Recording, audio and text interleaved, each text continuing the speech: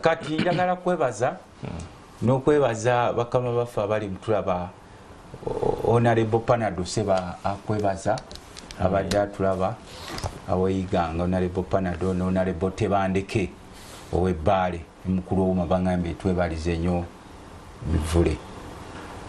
Kati eggwanga lino litambulira nnyo ku diversions era bwe mutaweerwe bantu mmwe eggwanga lino ffun sinalaba ntera okutambula naye sinalaba ggwanga ffunga Uganda. Nawe mwoli nange mwe nenze siri mufu nnyo oli mufufufu siri mufu nnyo kati kiringa bano nabadde ndi nga ndi mu kutambula Uganda nkuba nze ndi vice chair mu kakiiko kamu bwa paaka nga ndaba abantu baconcentratinga ku kya Ministry of Trade nti yakozeseza obukadde bina okutambuza eddagala okutambuza Ministry of Trade okutambuza ebiwandiiko Kampala Park Entebbe nengamba nti neggwanga oba lyafa ti mu Ministry of Trade nze ndi omu ku bakulu ba paaka teri yatakozesa miliyoni ezo bina olutalo luli ku renti aba Ministry ya Trade waliwo omunene mu gavumenti munene ali eyo waggulu eyali asazeewo Ministry ya Trade emupangiseeko nga buli mwaka asabye biliyoni 8 billions. Kakati bano ono omukyala kimwe bantagera dini sali n'akirinyamu egerendo za mwentera okubirangamira nagateka renovation nga renovation yali ya costing 50 something millions naye ono omukulu ng'amaze n'omumira amaluso okumuyiika nti yagenda opangisa ministry 8 billions n'esikamu y'emmotoka eyali overvalued eri eyo kati mwenenda banga babavuga simanya abakungu bali ku 400 million zatambuza please Uganda eno nyangu nnyo kuda the issue is about rent abakulu awomu omukulu mu Ministry ya Trade yagana nti tusobola kupangisa kizimbe kya 8 billion zinga tulina ekyaffe ne sente z'emmotoka ezo ezaali overvalued naye molwa okuba kati namwe abamawulire se mukulu mvule namba abamawulire mugenda kumalamu amaanyi mutandise okuba diverted ne social media ane batreportinga kiriwo gato omulama mugume kakati kino ekyama Museveni wakingambye nti eggwanga lyaffe lino liwugulwa nnyo nasooka kusoma bbaluwa ye gyali awandiise yeebukeddiya nengisoma ffe tutunula behind the lines netuka mwami Museveni yeekubye atya mu kifuba nga waliwo guduwirwa abakatuliki tutera okugamba agulupa ono amanyi nga ati omukulu yakoze atya okutandika agulupa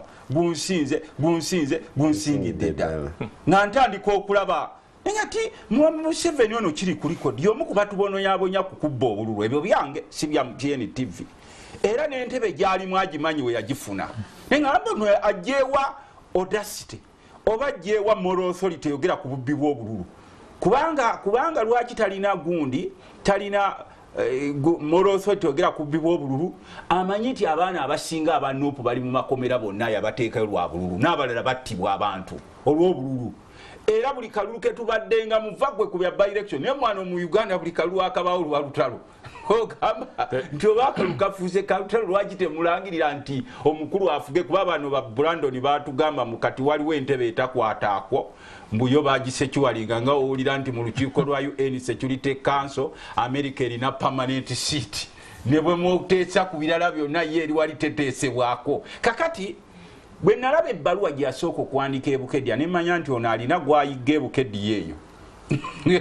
it's not about bubbi bwabulu naye alina omuntu we gwayigga ebukedya eyo si bululu era alina wambuya kubanga nze mbadde nga ngamba nti mwami Museveni baateekawo entebe yaabwe ey'abasukkulumu abasukkulumu abeesukkulumya mubogezaako okuyingirayo nga bakuba bakujjaayo eri mutolina kubeera mu sukkulumu eri Brandon naye atula ku ntebe eyo ono yawagira entebe y'abasukkulumu naye tatuula era tebasobola namukkiriza kugirengerako kakati ne tulaba sinaali ezaali ebukedya ne tulaba ez'ekayunga n'endala zonna ezibaddewo nga nene yeyo yamwe ogitaddewo Museveni ajeewo eno spiriti mbu mubakwate ffe tetuli babbi ba bululu ne tuga nti eno ebbaluwa alabika ya muntu mulala yagimuwandiikidde kubanga ku byawandiika tewaliko okukyatakolangako okubba bululu okukuba emigo okutemula abali mu bululu tuna abantu baffe emiramo gye tutagenda kuddayo kulabako n'abalala twabaziika okukola effujjo okuteeka ssente ntuga nti omuntu ono alabika yawaayirija pulezidenti si pulezidenti agiwandiise kubanga ffe tubadde tuzze tumugoberera ye ne UPC mu myaka gya 80 bayingira ensiko ono ne bayingira ensiko bagobe UPC nga omwavunaana kugira kubba bululu wereya bwe twabalabye Bukeddi eno nga mukulu ono tangodo yawanyisa ebigambo ne gundi nakena nga buli omu agala gwa munne malaka ninga ono profesa ono musajja muyifono Honorable Lutta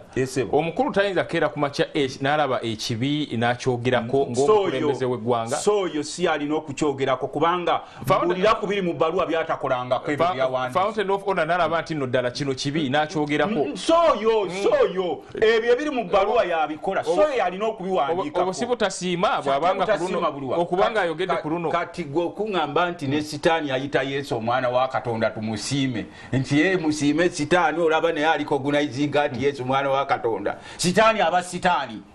oboma abayogera ku bya Katonda kati kyenvudde nkugamba nti ebbaluwa eno yabadde alina ogiwandiika si mwami Museveni kubanga byonna bye yawandiise byakola era okujjako nga ayagala kutugamba osanga nga bwe nategedde bw'oba ffe mu Katuliki tugamba onakimanyi nti bw'oba ogamba agurupa you should show it practically simbaluwa zino zowandika zikiro kibakunako bakutte abasirikale abamu ku bapoliisi abalumba mwami Omagol kuba bagamba nti Bukeddi alina gwayiggayo gwe tunula suma lines Bukeddi alina gwayigga gwe bagambye munaye ayingidde abasukkulumu byange si byammwe nze nkugambye mwami Museveni Bukeddi gwe tunulira akalulu k'ekayungo kagerageranya n'ek'Bukeddi ng'ate bawangudde wali olabyeko nga mwami Museveni awangudde n'akomawo nti twawangudde naye wano waliwo emberebezi wano kakati nze kyembadde nkugamba ffe tubadde tugeraageranya eky'Bukeddi n'entunulira kino ekyoyaamu kuba ekyoyaamu ffe tekyatwekisaitinze oli yabadde Kato ne Waswa NRM Kato UPC Waswa era batambulira wamu era bwe twabalabe wali eri nga bevo ntugambe ti ebyo byabwe byangu okulizolving after all UPC is in marriage with NRM ekyokubiri Kato mu myaka gy'ekinaana yavunaana Waswa UPC okubba obululu era ne bagenda ne beewalula eruweero ne bakomawo kadi bwe nabalabye wali eri simanyo n'abadde akukusa bokisi ne beeyisamu ne tugamba era ne bw'oba otunuulira ne mu bbaluwa ya mwami Museveni yagambye nti ye talina mutawaana wa UPC yawangudde musanyufu nnyo after all bayingira alliance wadde nga yandiyagadde owa NRM yadde yali agadde owa NRM naye kyeyakiwulidde obintu owa UPC yawangudde era musanyufu n'agamba amukongulajuleetinga n'agamba nti ye abadde yakola enkolagana ye ne UPC yafuna enkolagana ye ne UPC ne DP nenga nti nze nga bwe nawangule nakasekete yankongulajuleetinga ovumirira enkola za gavumenti nedda uli yagambe nti ye UPC ne DP talina kyabirabamu bulabe era amukongulajule nga nti nze bwe nawangule nakaseke owa DP salaba bwe yagamba nti sebo congratulations oli wa bad DP ate nedda ebyo si bya bad DP na good DP nkugambye yayogedde ku parties kakati bw'otunuulira mwami Museveni okuwandiika n'obululu buno bwe tugendamu obululu obw'amazima n'obwenkanya tebugenda kubeerawo mu maaso g'abasajja bano ekisooka kati politics efuuse business ekyokubiri bo bakimanyi bawaggulu nnyo bakitalo nnyo okulonda bwe kutuuka bajjayo ssente bajjayo emmundu ne batulugunya abantu kakati for God's sake boba olaba balwanira mu by election buno ng'otunuulidde kino mwami Museveni akulaga nti simanyi Bukeddi yanewa naye walaba ekyali ekayunga AOC5 olaba ne babba misana kakati ffe twabadde tugamba nti ono omukulu ono ajjawa capacity eyogera ku bubbi bw'obululu ng'akimanyi nti naye twakontestinga obuwanguzi bwe era akimanyi nti mu ntebe gyalimu si byamwe BNTV mwami Museveni akimanyi nti entebe gyalimu nyakule gyalimu nga ye abeerawo ng'ekyokola si byammwe byange era binvunaanyizibwako kakati okulayizibwa kwa njawulo nnyo n'okulangirira era yakimanyi nti bwogera ku bubbi bw'obululu yes uliriza ubogera ku bubbi bw'obulusi alibadde mwami Museveni era enze nsooka lwaki nasoose ne ŋŋaana nti n'ebbaluwa eno erabika kirwa kitwala omunaku sooyo kubanga oyo y'omu ye chifu w'okugerengetanya enziba y'obululu kyoyagala okuŋŋamba nti yatandise kulaba obubbi bw'obululu bukedya Amangolo districts Amangolo by elections nti yatandise kulaba obubbi bw'obululu bukedya okutandika okukwata ono bannategedde nti kati bakwata ono bakwata oli nga sinawulira bw'alangirira nti abaakulira okubba obululu e Kayunga babakwate n'olwekyo ssebo nga maliriza ffe tusaba nze sisobola kuba excited nti owa UPC yawangudde oba ab'NRM babbye kubanga DNA y'NRM buli wookebera obubbi bonna obubeerawo yaabwe eba positive buli woolaba omukungu w'NRM nga banoonyereza ku DNA obubbi tebeerangako negative ogenda okulaba evaayo results nga ziri positive naye ekye tusaba omukulu Museveni bw'aba awandiika ebbaluwa ng'ezo mwabamu muziraba ne muziwa omwana wattu obudde ezo ebbaluwa za mwami Museveni tezikyalina makulu okusinziira watuusizza eggwanga lyaffe ng'olaba ba senior citizen nalabye mutabani wangu Lyobote onale Bakena ne senior gwe naliise senior wabano Tango Doyi ng'ayogera ebigambo ebyali badde byogerwa omuyaye weeri mu Katanga alya mira nga byebyogerwa omusajja omukulu wali eri neŋŋamba we have to pray for this country. Okay, njagala kino kiggwe on record lwa NRM n'okulwa chairman wa party njagala tukukuyozaayoza Honorable Luttamaguzi okuwangula akalulu era okumanya twamusiima kyovoolaba ne mu parliament mu administration mukama affe alina akakiiko vice chairperson ekyo kitegeeza twa appreciating enkola ye era twagala sebo okuyozaayoza lwa chairman wa NRM ne NRM yonna sebo kulika ekyo on record kakati ng'etuvuddeyo obuuzizaano mukulu mukuba byasi nti akaluko yamu byagenze bitya mbadde musuubira omusajja ng'omuyivu okugamba nti twagala oku appreciatinga government ya NRM olw'okututuwaza multi-party democracy kubanga twabalaze nti tukkiririza mu bibiina ebyobufuzi gyekolamu omukulembeze Dr. Opio huyo yawangudde akalulu era nange njagala omuyozaayoza tumulinze endowooza olwokubiri ajja kuba ku order paper nga ajja okulayizibwa kutandika emirimu obutongole kubanga abantu baabo baludde nga tebakiikirirwa naye kyembadde musuubira bw'abadde akuwa katikisimu akimanyi bulungi eriyo omusajja ono yayimba oluyimba nti abaaliwo mwaliwo kati ono yaaliwo so tetujja kuba kubiri ng'ekereziya bwe tetugamba nti bwe biribeera emirembe n'emirembe amina nejjuzano mu 95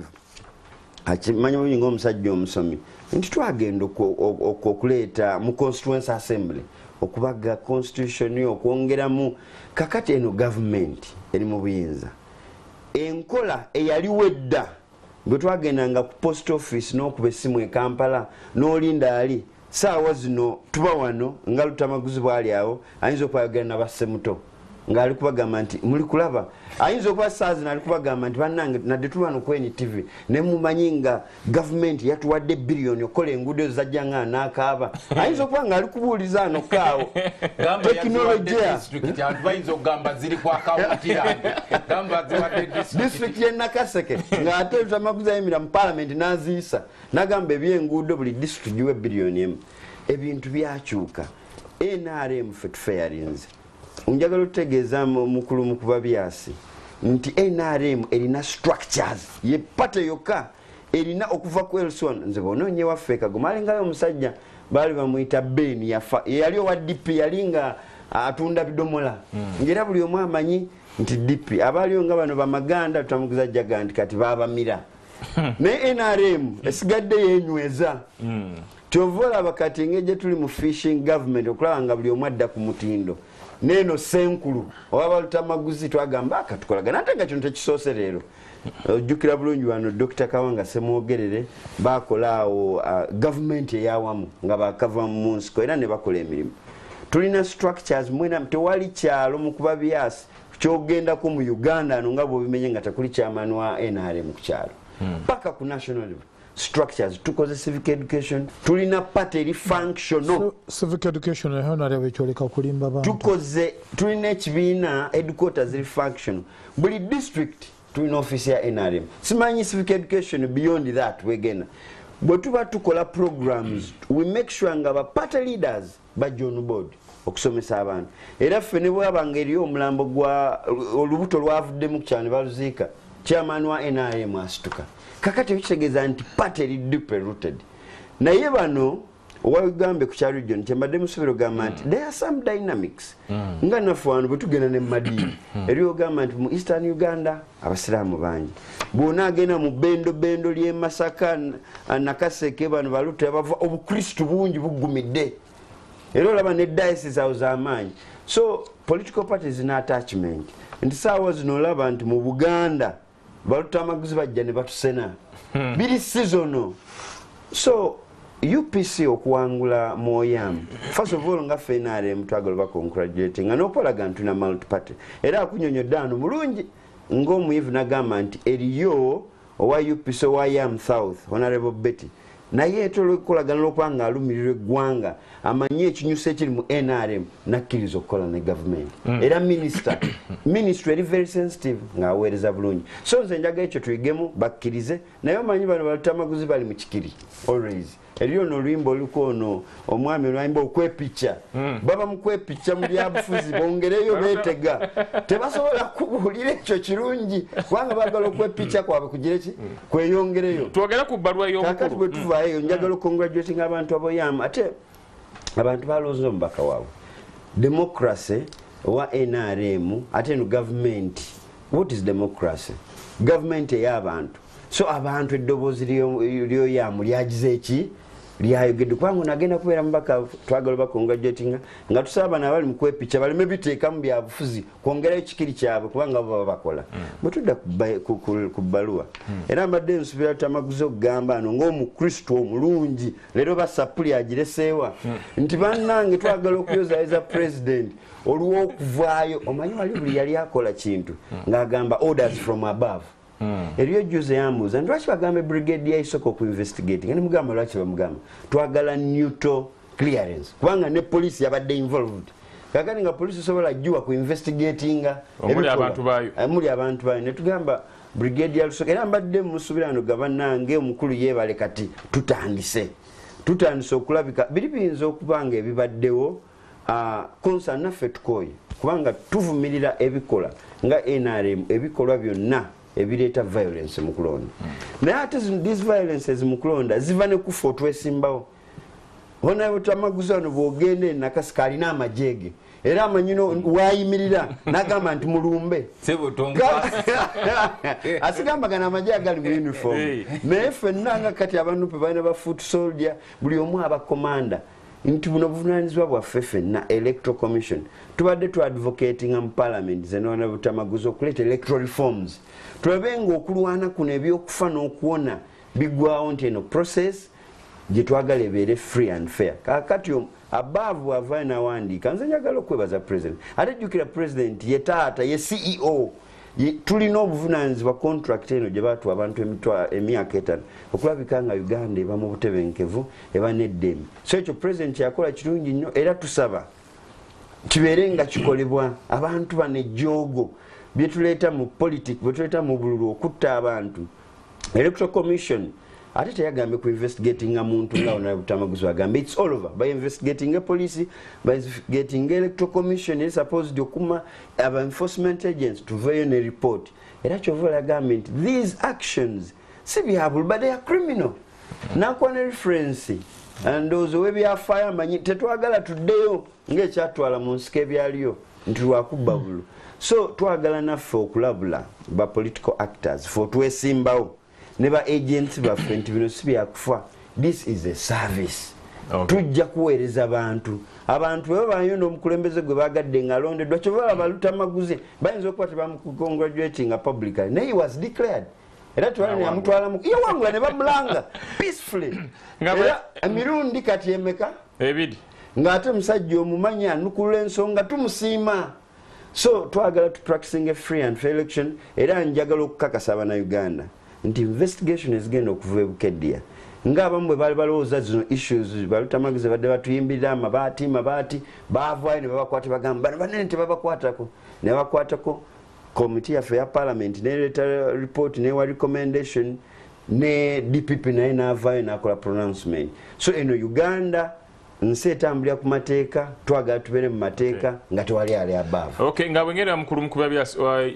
ina kyo yanukula. I might be just nga mukulu Luttamaguzi temusuubira nti actually ku Tuesday aleete motion of pleasure ku floor ya parliament nga yeebaza omukulembeze okuvaayo okusanya ku nsonga onzejukiriza nekyokwebaza omukulembeze baluta bano bakisimbidde kuuli naye kakati sebo nze ekyokwebaza omukulembeze sikirinaamu nanka bw'abanga ddala waliwo bye yali akoledde Uganda oba byakola sina kye nali ndabye kyakola kubanga nze okutunuulira Uganda etambula edda mabega sipiidi toina kalunje kola bamukulembeza gwanga kakola ne gwenga boli wena ale mu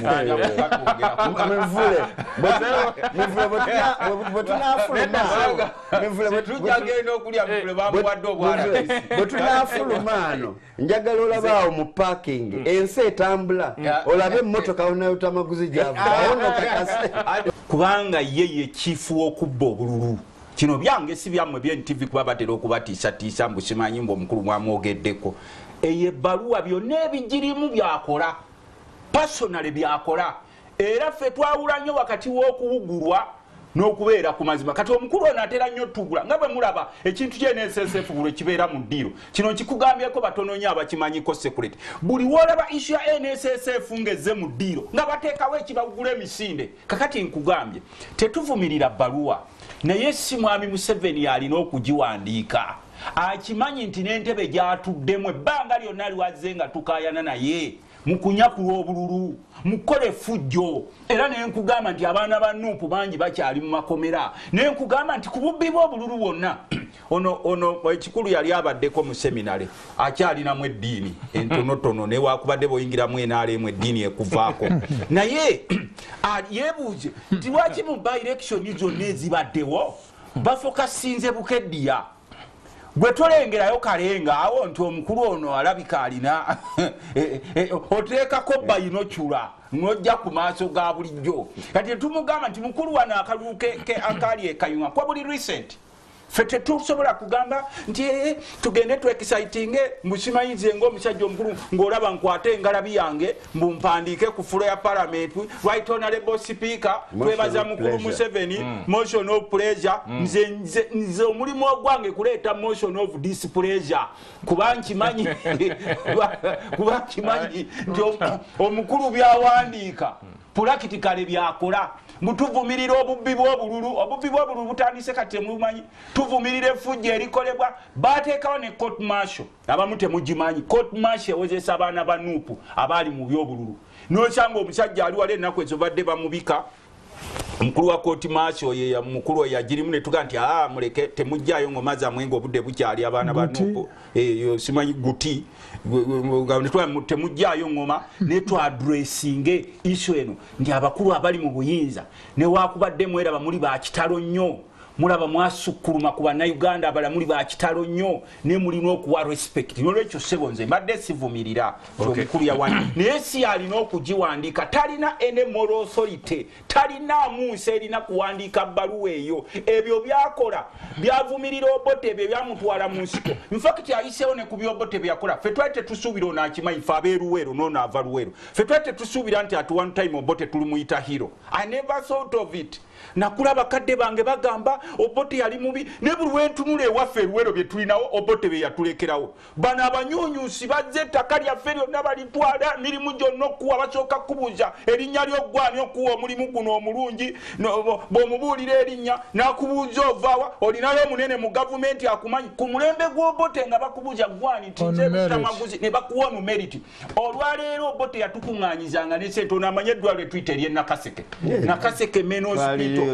Obote nowakubadde tetwamwagala buli wowulira ng'oli muwadde n'abasajja b'enaalemu obasanga bambadde bitisaati be ebyakyenvu bali mu ddwaliro ly'Obote beewanise eri mukulu tumwebaza muweko information ku malwaliro Obote yazimba regional hospitals naye ono akimanyi nga newaabwe buli muluka nga polisi ya gavumenti tulinako akalwaliro akimanyi bulungi era bwe tugenda ne tulambula nakaseke Honorable Brandon awalinde kagende mukulu mukuba byasinga batuteekateeka atono yali badde tawana president yali ewaabwe ndi chairman wa Muluka sogeno buno sabo ndi chairman wa Muluka kyogwo kakube kwero, so I'm talking about LC1 tugenda genda honorable ati kyenkugamba kakati gwolowooza mwami Museveni alumirirwa nnyo abantu b'Ebukedya okuba nti awandiika ebbaluwa nti bagende balabe effujjo eryabaddeyo abalungu abaagala nnyo gwe nkyasi gikubuuzabuuza litwale ng'omukulembeze w'eggwanga atula mu nsonga n'agamba nti kasese nga teyawandiika kakati ffe tumulaba era ffe tubasaasira nnyo bannayuganda abakyalina obudde obuwuliriza ebbaluwa z'abasajja abo batujooze nnyo ng'ono ebbaluwa z'abadde asoma nti they are using our weaknesses era ffe Luweero twali tetumanyi nti ate one time tuliyita oboto omuzira okusinziira ku kakanja abasajja bano ke batuliisizza kuba wavanga e Luweero n'ojja e Kampala n'osanga ekibanja kyo nga kiri safe naye olwaleero they have armed themselves with guns to take our land by force era n'akalu bakatwala by force buli kimu force kyova olaba nti n'esente kati zetuteekayo ku zino zetuyisanga palamenti ntunulidde mukirisitu munnange Honorable Brandon ng'agamba mbusimanyi buli wano waliwo obulwaliro gwe toyawulawo wakati wa bulwaliro nakisuubirwa kuba ddwaliro kalibe eddagala we tuliyisa emisana ne tulitwala mu ddwaliro lya gavumenti baateekawo private wing ekiro nga baliteeka ku private wing ng'era oba olina oddisaso n'olwekyo nze mbasaasira nnyo kubanga nkimanyi nti bano buli baba batunuulya beerowooza nti be basinga otutegeera mu Uganda era they have never thought nti waliwo munnansi asobola ofuga eggwanga lino ng'oggyeko akakundi kaabwe era eyo nsonga lwaki olaba nti omukulu kati yalowoozezza nti n'asobola okumuddira mu bigere mutabani we bano be babeera ku bijjulo byabwe ne bayita Mushimanyi babayise mu pulojekiti gyabwe ne baba obukunkumuka naye nga balaba nti n'ayogera nabo tesobola kuba yadde kansala wa kyalo nga kyewaffe nakaseke ne bamuleetayo ng'oyo mbwayagala bwa kansa naye tetubagaana. It is your authority, it is your wagundi gye tubawa beetu lyamwe neffe kye tusaba mukulu Museveni Uganda is bigger than any videos ne muteekawo institutions ate ne muteekerawo bu parallel organ gwali okitegeddeko nti buli institution bagiteekerawo ka parallel organ kakati nsooka kuwa eya IGG aliwa amanyiddwa constitutionally mwami Museveni ateekawo obu parallel organ obukola buli very powerful nnyo ddaanire IGG as an institution era kyebusalawo kigenda mu maaso kakati n'olaba wano nti omukulu agambye mu mukulu Isoka agenda anoonyereze yes tusobola omuwa respect naye anoonyereze ngaani. Why can't you empower police as an institution? Why can't you empower IGG offices? Tetusobola kumugana naye olaba nga wamaanyi nnyo lwaki tomuteeka mu office ya IGG nga gy'aba akolera ng'omulabyemu competence kubanga ize Uganda n'asobola okwananga lwekyo sebo nga maliriza mukulu Museveni ebbaluwa zo tezikyalina makulu. Uganda is bleeding because of you and your groups. Abamu mulowooza nti muli bakitalo nnyo bw'obogerako famire zaabwe toyogerako famire zaabwe olina kuttibwa kubeera mu kkomera oba kuteekako ebisangosango. Have ever thought nti emmundu zikyenjinga mikono nti abaazirina mu 1980 ono baabadde asoma muzzukulu wammwe ono kuba naye mwali naye nga mugamba nti muzze kutununula naye ffe temwajja kutununula anti goli muzzukulu waabwe sebo ngamba abefumbe ngamba abefumbe ali onale Luttamaguzi kyoba otwala eri General Yoweri Kaguta Museveni nebo bombala nze abeera bubeezi mukulu wange siri mutulu yakuba mutabani we wadde okubeera omuzzukulu gyali sebo olwayo twala nze abeera mu myaka gyalina n'egyange nze abeera bubeezi mukulu wange mukulu wo takyalina kipya kyagamba bannayuganda mbadde malizo Brandon ye muzzukulu mukulu wo takyalina kipya kyagamba bannayuganda bw'aba ayagala okutuzaamu essuubi ate abaana ba Nuupu abali mu makomera n'abasiraamu kubanga buli wabeerawo okuzza omusango basooka kuyoola basiraamu abali mu makomera even other very many innocent Ugandans kati bw'onoota abantu abo n'otandika okukoma weno n'ogamba gunsinze n'otandika n'okugoba sectarianism ono gyembadde asoma kuba banasajja bazanyira nnyo ku bwongo. They practice what they write against. Bwawandiika nti alwanyisa simanyi sectarianism ate ye gya practice naye nga sebo mukama wange tumaliriza ensonga eyo ffe tetusobola kubeera excited nti mwami Museveni awandiisa amabaluwa oba owandiisa amabaluwa go oba togawandiise. Mr. Museveni should know Uganda is bleeding. Abantu bangi balina emitima gyabwe konda abantu baabwe bali mu makomera emirambo egibuzeewo wamu n'obutabeerawo bwenkanya mu nsi yaffe Uganda. Batya kati batyayo ne mu bantu n'abantu babatya nga boolaba nti ku mulundi guli mwami Museveni alina okujja eruwero okukuza olunaku lw'abazira naye n'abateerawo mbu yalwadde covid naye nga mulamu gyali eri. So kakati kuno okulonda okwabakyala kwe kwasooka okubaawo kubanga okulonda is a right si privilege nti bagiwa abantu naye mukulu Museveni buli watunuulya kuba bo kati obuyinza babulabanga ye survival yaabwe survival y'obugagga bwabwe survival y'okubeerawo kubanga n'abamu bo baga nti enkya muvudde mu buyinza wiiki emu baba bafudde naye kati bagamba tukuumidde tutya bannansi mu kizikiza sente wezi 59 billions ne bakuga nti teziriiwo only 59 billions ng'olaba alina ne sente zikola amakuba e Congo. Please don't be fooled. Money is there. If Museveni thinks that money is not there, let him come to parliament. Bulijjo tubayisiza supplementary jangu tuyise supplementary jangu wa right honorable speaker Anita Amongo nemwe mutuyite enkeera nti mutero yisa supplementary nezo kusasula bano simanyi abebikajjo abaki naye why can't we pass a supplementary ne tubanga tutekawo kyogamba kagenderere it's a plan kyebasooka okulaba tebakyalina buwagizi mu ggwanga era kyova olaba akalulu keero si tebajja kukateeka mu mmundu nga bwe bateeka ku kano aka by election babuja nti buli ero si tunajjawo emmundu ze tuteekayo tukuba abantu tubano tubawalule tukole ki kakati ne baga nti mwami Museveni alina abayiso abamwa information aba intelligence bamwa information nti sebo bw'oteekawo okulonda tewakyali muntu akyabeetaaga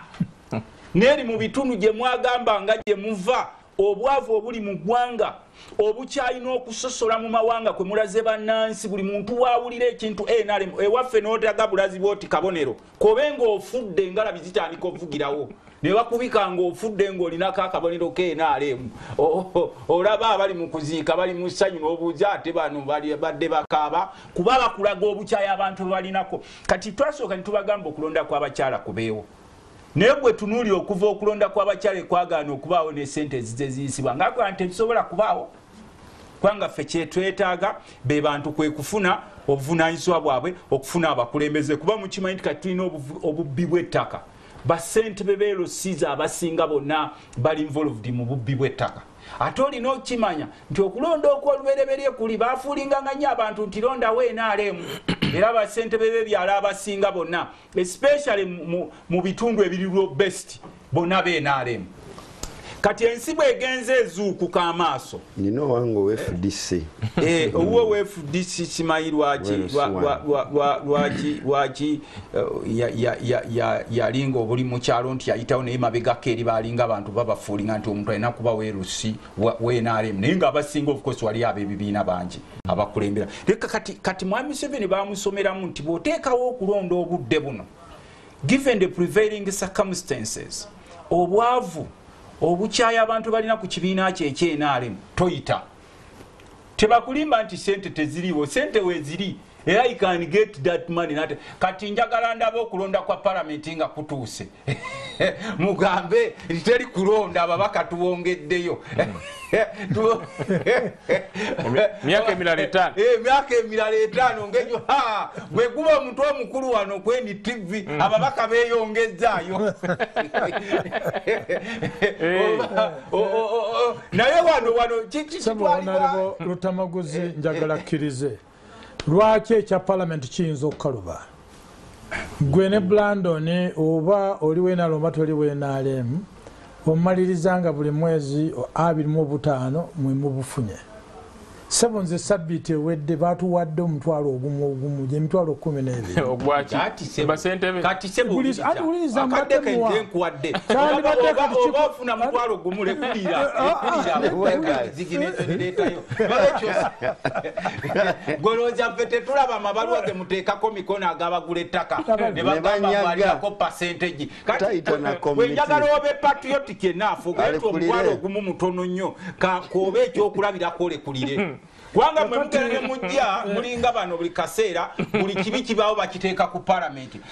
Kati oba ababaka bayoola lwaki golooza abaka abasinga babakwata kati bali makomera oba bayoola gwe lwaki olowooza buli mubaka ali kunke mwe mugende ne muveeri n'embooza mu ababaka bayoola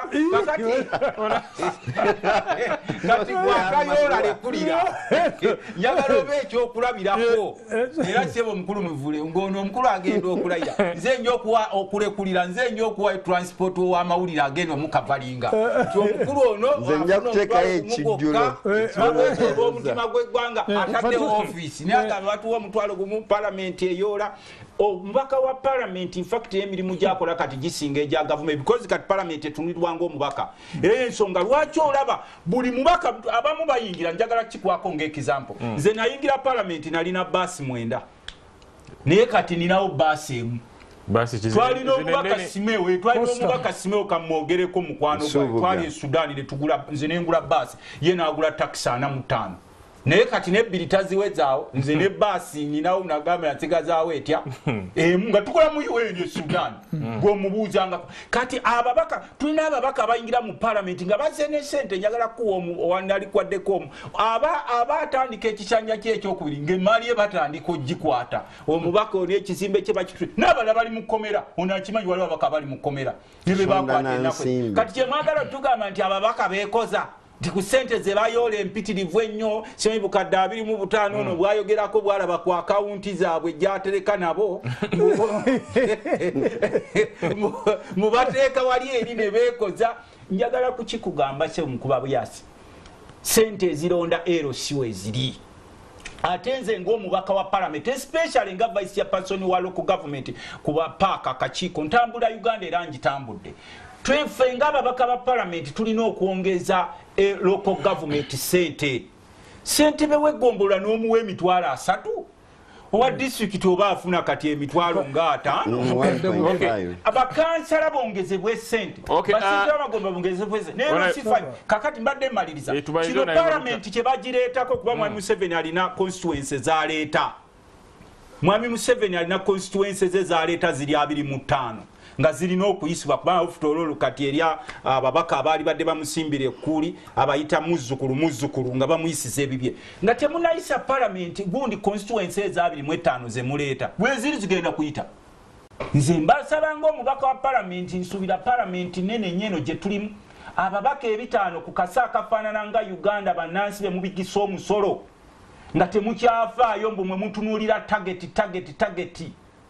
nsuubira parliament buli district kati yali badde ekinene nnyo buli district ng'ekiikirirwa ababaka 2 omubaka omukyala n'omwami gwawulira nti tosobola bino bye mujja mbu simanyi affirmative action tewaliiwo affirmative action esobola kukola mu gavumenti etalina bwenkanya webali honorable Lutta paaka local government mu parliament kati njogeza buyinza sente weeziri bw'owulira ekiboozibozi kyonna nti sente teziriiwo please jangu standing ogambe nti temutambuza birala byonna twetaaga new administrative units lwaki mulaba nti obubbi bw'ebisolo obutemu bweyongedde kubanga LC system tusobole okugula enkusaba sente zebatuwa miliyoni 2 ng'ababaka ba parliament mu parliament ejja parliament ejja bw'oba ogabidde omubaka miliyoni 2 teri mubaka atasobola kujja na motoka naye ono sentebe wero si wanu at least nabo bafuneyo kapikipiki twaba wabero sisi mukuba byasi nga 10 is going to be a Monday